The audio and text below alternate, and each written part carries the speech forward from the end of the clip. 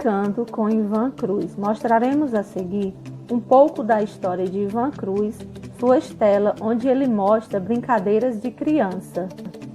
O artista plástico Ivan Cruz nasceu em 1947 nos subúrbios do Rio de Janeiro e brincava pelas ruas do seu bairro como toda criança fazia. Apesar de amante da arte, se formou em Direito em 1970, mas 8 anos depois trocou o sucesso financeiro do Rio pela beleza natural de Cabo Frio, região dos lagos. Vejamos agora um documentário de Ivan Cruz e suas obras.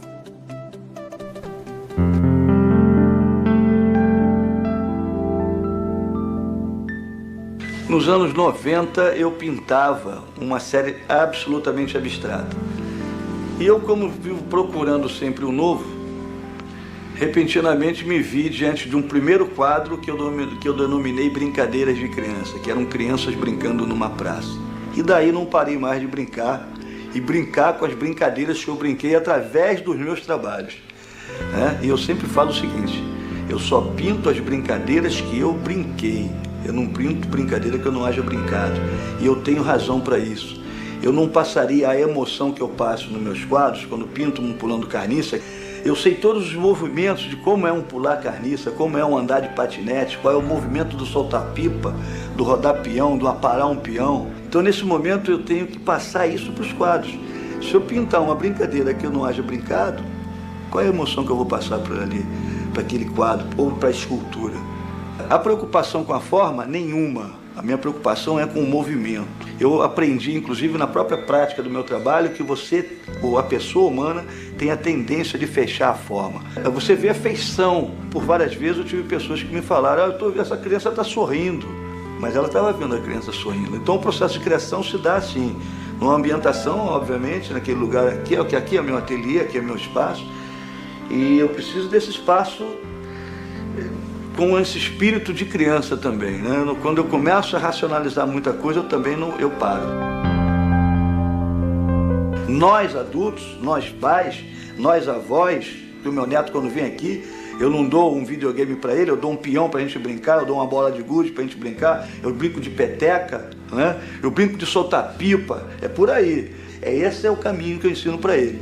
Porque o outro caminho o pai dele ensina, é o moderno, é o contemporâneo. Então, essas crianças adoram as brincadeiras que eu brinquei um dia, que eu tenho certeza que elas não vão acabar nunca. Elas começam a andar no mundo inteiro através do que há de mais contemporâneo, que é a internet. Quando sai da internet, elas estão na Europa, porque eu fiz uma exposição lá, fui para lá 3 vezes, ela tem vários, Portugal principalmente, de cabo a rabo, de norte a sul de Portugal. Fiz várias exposições, eu diria até que eu tenho mais trabalho na Europa do que no Brasil, porque é verdade. Então o trabalho está aí pelo Brasil todo. Aqui em Cabo Frio, principalmente, onde eu moro, ele está no ateliê, obviamente, e na praça, na beira da praia, na Praia do Forte, também tem várias esculturas ali em tamanho natural. Mas essa semana eu recebi um e-mail que eu gostei muito, é de uma professora que disse o seguinte: que uma criança bem pequena, quer dizer, naquela fase bem inicial, e que não sabe escrever, que não sabe ler, e que então ela estava reproduzindo um quadro meu do patinete, estou brincando de patinete. Essa criança pediu que a professora então escrevesse o nome da brincadeira. Então a professora escreveu, letra de forma, patinete.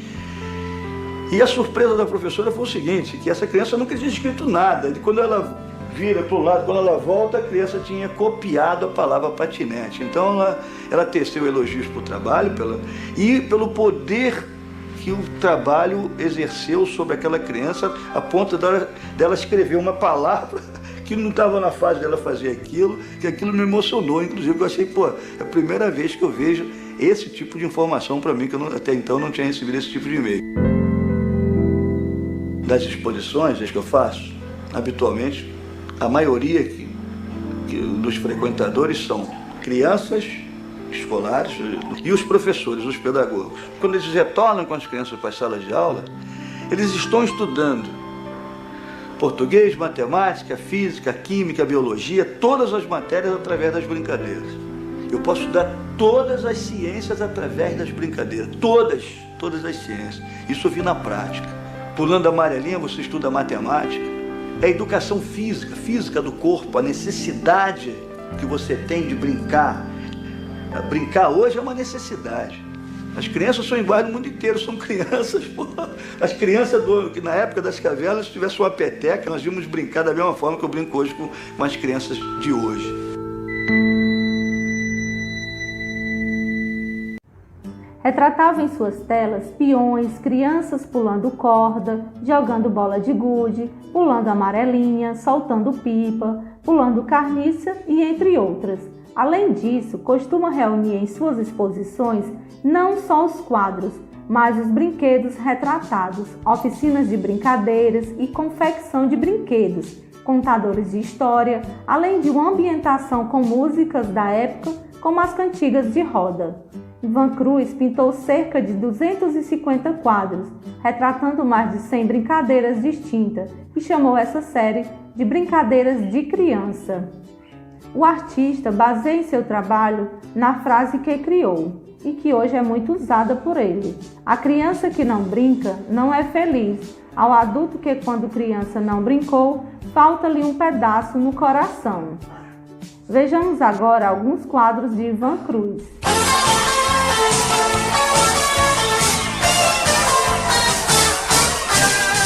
Eu acordo cedo, pego algum brinquedo e vou brincar. Se não tem escola, pego a minha bola, vou jogar. Mas eu tenho um vizinho que a minha bola quer furar. Ah, ele não sabe brincar. Tudo tem a hora certa pra cumprir. Hora pra comer, hora pra tomar banho e pra dormir. Hoje falaremos um pouco sobre 7 de setembro, dia da independência do Brasil, na nossa aula de artes. A historinha de hoje é a independência do Brasil. A história se passa em um país muito bonito, rico, cheio de plantas, flores e muitos animais. Desde que os portugueses chegaram no Brasil, no ano de 1500, o Brasil passou a ser colônia de Portugal. Mas o que isso significa? Significa que os governantes de Portugal podiam ocupar e explorar as terras brasileiras. Muitos anos se passaram e essa situação continuou assim. Foi então que o rei de Portugal teve que se mudar para o Brasil.